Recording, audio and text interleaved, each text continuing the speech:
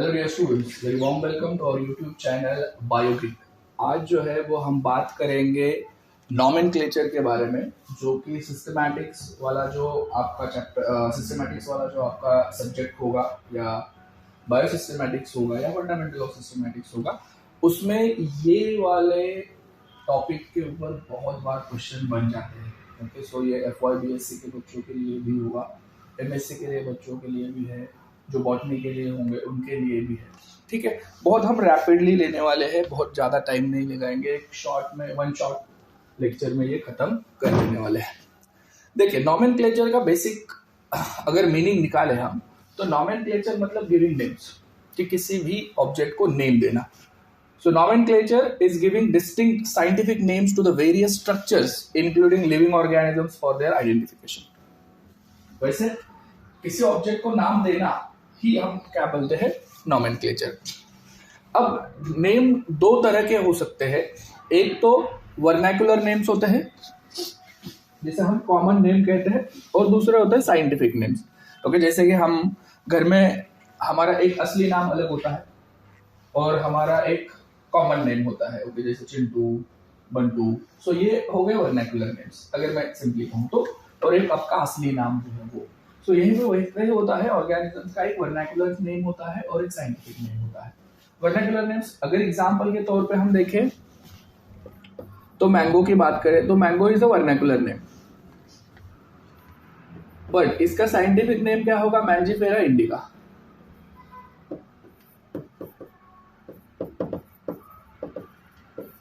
ठीक है, सो ये साइंटिफिक नेम कुछ इस तरीके से। So vernacular name based on the some peculiarities of the organism, for example Kandali, a plant having the spines.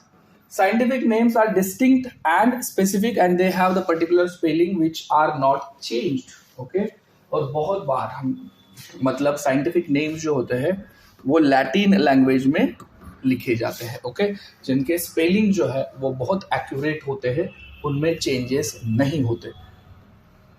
चलिए, अब टाइप्स ऑफ नॉमेनक्लेचर की बात करें तो इसके ऊपर बहुत बार पूछा जा सकता है। Okay, there are 3 types of nomenclatures are polynomial, binomial और ट्राइनोमियल। सबसे पहले पॉलिनोमियल नॉमेनक्लेचर था, बट वो बहुत बड़े नाम थे। According to this system, so name of any plant consist of many words, बहुत सारे वर्ड्स थे। फॉर एग्जाम्पल देखिए, caryophyllum, saxatilis, foliis, gramineus, umbellatus, corymbis, which means Caryophyllums growing on a rocks having the grass-like leaves and umbellate cornime flowers. ये इतना बड़ा नाम था, ये कितना नाम कौन याद रखेगा। ओके, क्या सब कैरेक्टर्स मिला के ही उसका क्या कर दिया, एक नाम बना दिया। सो इतना नहीं चाहिए। ओके, सो ये बहुत बड़े होते हैं। सो उसके बाद आया बाइनोमियल नॉमेनक्लेचर सिस्टम, जो कि कार्ल लिनियस ने दी थी। देखिए, Carolus Linnaeus used this nomenclature system for the first time and proposed the scientific name of all the plants and animals, and he is the founder of binomial nomenclature system, या binomial system. Linnaeus proposed the scientific name of plants in his book Species Plantarum. In binomial nomenclature, each scientific name has 2 components. एक होता है generic name, जिसे हम genus कहेंगे, और दूसरा होता है specific name, जिसे हम species कहेंगे। फॉर एग्जाम्पल सोलैरम ट्यूबेरोसम पोटैटो के लिए है, और मैंजीफेरा इंडिका जो है वो मैंगो के लिए है। So the name indicates the relationship of the species with other present in the same genus. Okay, so बहुत बार जीनस सेम होता है, जैसे कि हमने कहा कि पैंथेरा एक जीनस है। सो इस पैंथेरा में पैंथेरा टाइग्रिस करके एक स्पीसीज हो सकती है, दूसरा है पैंथेरा लियो, लायन के लिए।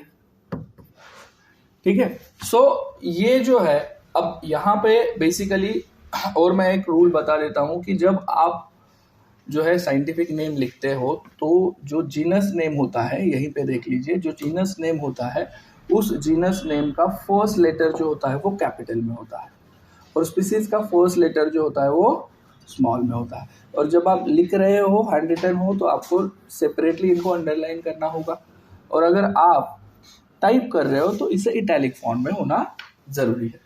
चलिए, उसके बाद आती है ट्राइनोमियल सिस्टम। ट्राइनोमियल में क्या करते हैं हम, 3 नाम होते हैं। देखिए, नाम कितने होंगे, 3। This system was proposed by Huxley and Stricklander. According to this system name of any plant और the species is composed of 3 names. उसमें क्या ऐड किया जाता है, सब स्पेसिफिक नेम्स या सब स्पीसीज नेम हम बोलते हैं, सो name of varieties. So when the members of any species have large variations, then trinomial system is used on the basis of generic name, specific name, dissimilarities, and this species is classified into the subspecies. So genus species same होगा, उसमें add क्या होगा, एक subspecies का नाम add होगा। Okay, चलिए for example यहाँ पे दिया है, देखो ब्रासिका ओलेरिसिया, वैराइटीज कौन सी है, बॉटरिएटिस। सो यहाँ वाला जो है ये वाला हो गया आपका सब स्पीसीज, थर्ड ने। ब्रासिका ओलेरिसिया वर कैपेटेटा, ओके, कैबेज के लिए। ब्रासिका ओलेरिका वर कोलोप्रापा, ओके, क्नोल खोल, ठीक है। सो ये क्या हो गया, एक ही स्पीसीज है, ओके। स्पीसीज तीनों की देखिए एक ही है, बट वैराइटीज अलग अलग है। सो कॉलीफ्लावर आपको अलग लग रहा है, कैबेज आपको अलग लग रहा है, ठीक है। सो ये इस तरीके से, मतलब है तो एक ही, बट वैराइटीज जो है वो अलग अलग है। सो अलग अलग नाम उन्हें दिए जाते हैं। फिर ICBN क्या होता है, so international code of botanical nomenclature, collection of rules regarding the scientific nomenclature of plants is known as ICBN। ICBN was firstly proposed by the Sfrid, Hedgehog and Green in 1913. ICBN was the first accepted in 1961. So main rules क्या होते हैं ICBN के, according to the binomial system, name of any species consists of 2 names, for example generic or specific name. In plant nomenclature, tautonyms are not valid. For example, generic name and species name should not be same. Okay, ये बहुत बड़ा change है ICZN और ICBN में, कि ICZN और ICBN में टोटोनेम्स नहीं होते। टोटोनेम्स मतलब क्या, कि जीनस और स्पीसीज का नेम सेम होना, ओके। एनिमल्स में बहुत बार ऐसा देखा जाता है, जैसे कि फॉर एग्जांपल मैंजीफेरा ऐसा नाम नहीं होता प्लांट्स में, मैंजीफेरा इंडिका। बट अगर आप इसके देखो एनिमल्स के, तो यहाँ पे देखिए नाजा, जीनो स्पीसीज सेम है। रैटस जीनस स्पीसीज सेम है। और एक है देखिए काटला, अगर फिश का नाम आपको पता है काटला, तो वो भी टोटोनम्स है। अगर आप चिकन का नाम ले लो तो चिकन का भी कैसा है, गैलस, ओके। सो ये जो है इसे हम बोलते हैं टोटोनिम्स, ओके। सो ये ऐसे प्लांट्स में नहीं होता है, एनिमल्स में हमें देखने को मिल जाता है। तो ये एक बेसिक डिफरेंस है और वो बहुत बड़ा डिफरेंस है। और tautonyms are valid for the animal nomenclature. So length of generic name or the specific name should not be less than 3 letters and not more than 12 letters. ये भी बहुत इंपॉर्टेंट है कि 3 लेटर से कम नाम नहीं होना चाहिए और 12 लेटर से ज्यादा नहीं होना चाहिए। एक्सेप्शन कहीं किसी जगह पे है, रेसिया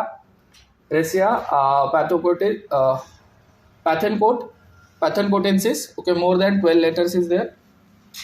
So first letter of generic name should be in capital. ये मैंने आपको बता दिया है, ये रिपीट नहीं करूंगा मैं। When written in a free hand, okay.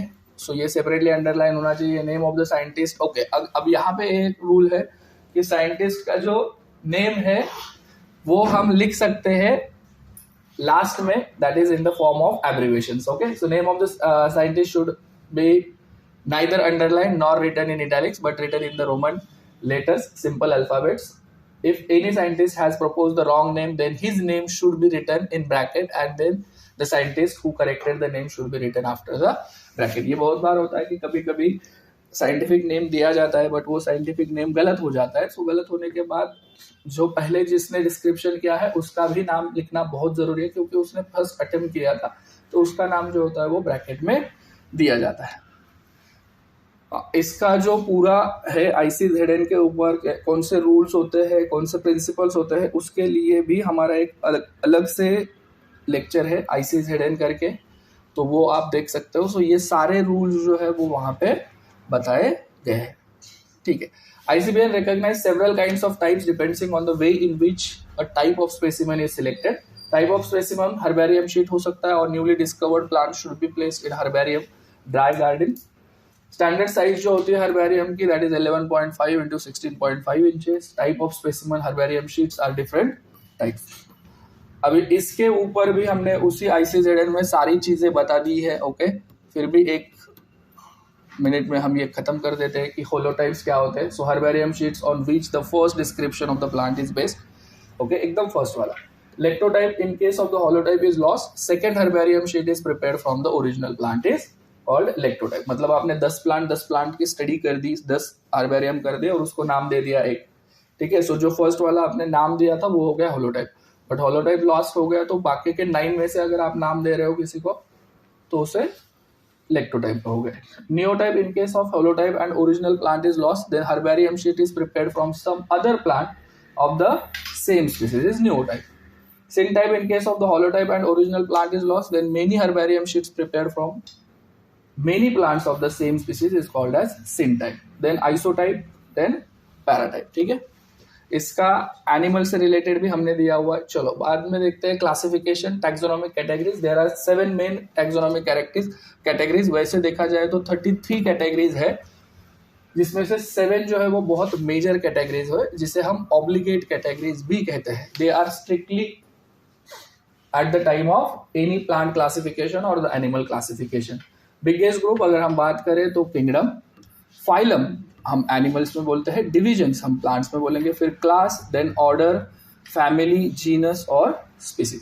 सो ये जो 7 कैटेगरीज है ये आपको याद रखनी है. ओके, इसके लिए एक सिंपल सा वर्ड है, कीप पॉन्ड क्लीन और फ्रॉग गेट सिक. देखिए 7 कैटेगरीज आ गया आपके, kingdom, phylum, class, order, family, genus और स्पीसीज. यही सीक्वेंस आपको याद रहना जरूरी है.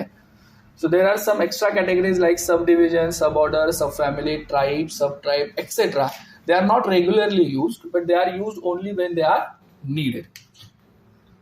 चलिए अब यहाँ पे अगर हम बात करें तो the sequence of arrangement of taxonomic categories in the descending order during the classification of organism is called as the taxonomic hierarchy. मतलब ऊपर से लेके नीचे तक. So kingdom is the highest and the species is the lowest category in the hierarchy. Plant groups और animal groups included in the category is called a taxon. So सारे एक साथ अगर आपने ले लिए तो उसे आप क्या कहोगे, टैक्सॉन. सो हर एक मतलब फाइलम हो, डिवीजन हो, ऑर्डर हो, ये एक टैक्सॉन हो सकता है. So division phyta, subdivision phytina, class opsida या फाइस. अब यहाँ पे देखिए ये सफिक्स क्या यूज किए जाते हैं हर एक टैक्सॉन के लिए. ऑर्डर्स के लिए ALES, सब ऑर्डर के लिए INEE, फैमिली के लिए ACAE, ओके, सब फैमिली के लिए OIDEA, ट्राइब के लिए EAE, सब ट्राइब के लिए I. ओके, सो ये प्लांट्स के लिए ज्यादातर दिया हुआ है यहाँ पे. So there is a no suffix for genus and species and the kingdom. अब स्पीसीज क्या होती है, तो species is the smallest taxonomic category and is the basic unit of classification. So John Ray proposed the term and the concept of species. Species की definition बहुत बार पूछी जा सकती है. So आपको ये वाली जो है definition वो करके जाइए, जिसे हम biological species concept भी कहते हैं, जो कि Ernst Mayr ने propose किया था biological species concept. According to the Mayr, all the members that can interbreed among themselves and can produce fertile offsprings are the members of same species. So species क्या है? It is a group of organisms which can interbreed among themselves and produce the fertile offspring. But this definition of Mayr was incomplete because this definition is applicable to only sexually reproducing living beings. So there are many organisms that have only a sexual mode of reproduction like bacteria and mycoplasm. So the main character in determination of any species is interbreeding, but this character is not used in the taxonomy. So in taxonomy, the determination of the species is based on other characters. For example, mainly morphological characters have been studied during the identification of species. Okay, so ये बाकी बहुत सारे concept यहाँ पे देखिए. Static concept of species. The static concept of species was given by Linnaeus. According to this, species is unchangeable. एक ही जगह पे रहते हैं, so there is a no change in the character of species. Then dynamics concept of species, which was given by the Lamarck. According to this concept, species is always changeable. So changes always occurs in the characters of species from one generation to the next generation, and these changes are known as evolution. Then typological species concept was given by the Aristotle and Plato. According to this concept, there is a definite type or pattern of the characters in each species of every living organisms, and all the members of species shows maximum resemblance with this pattern. फिर ये biotypes है, ecotypes, ecads and ecophenes. Okay, allopatric species, फिर genus species के बारे में भी है कि genus is assembly of related species which involves from the common ancestor have the same common characters called as correlated characters. जैसे हमने potato, tomato and brinjals, they are 3 different species but all belongs to the same genus that is Solanum.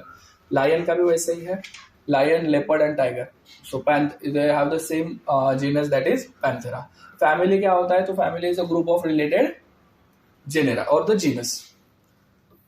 Example अगर हम देखें animals का, तो Felis cat या leopard tiger वगैरह जो है वो they are comes under the same family that is Felidae.